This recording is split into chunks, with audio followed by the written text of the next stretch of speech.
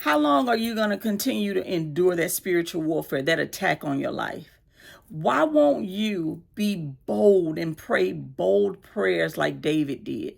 And what did God do? God answered his prayers. You know, it's okay to want to be timid and want God to just stop your enemies from intimidating you and doing things to you.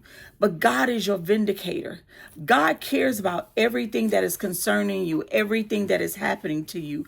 And I just wanted to kind of pop in here and let you know that God is saying, be bold.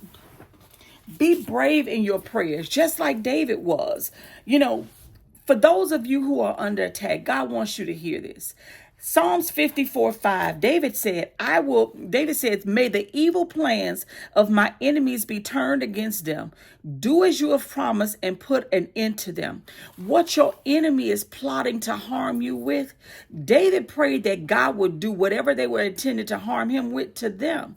Why won't you be brave enough to overcome that spiritual attack in your life? What does Psalm 23 says? God prepares a table before you in the presence of your enemies, which means God wants your enemies to see you sit and eat. God wants to bless you in front of your enemies. God wants to protect you in front of your enemies. What they mean for your harm, God will use for your good. But you got to stop being so timid and wimpy in your prayers. You know, it's like you're sitting and you're just enduring what people are doing, enduring what people are saying.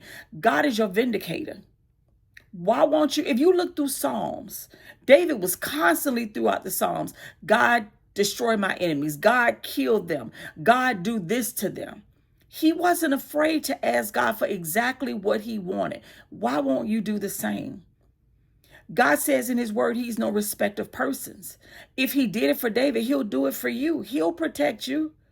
He destroyed nations and kingdoms for his children, the children of Israel. You're his child too. Stop just settling for what's coming against you. Stop just settling that maybe this is what it's supposed to be. I've been praying and God hasn't changed it. No, go to God with his word.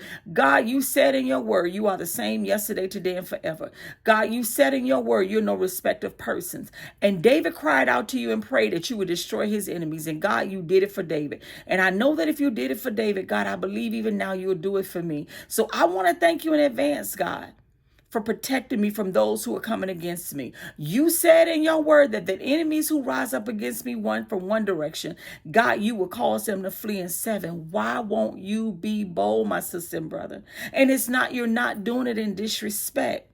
You're giving God back his word. God honors his word. God is not a God of confusion, so you don't have to be confused. Should I say this? Should I say that? If it is in his word, it is something that has been inspired by God. You can bring that word back to him and trust him to fulfill it in your life.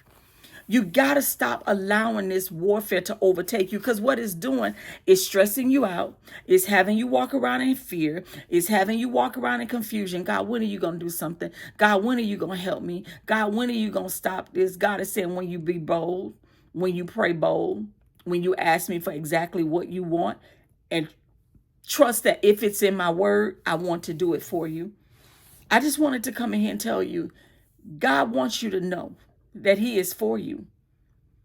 If this attack, you know, many of us are under attack right now, and it's causing us a lot of stress, a lot of pain, a lot of heartache, right?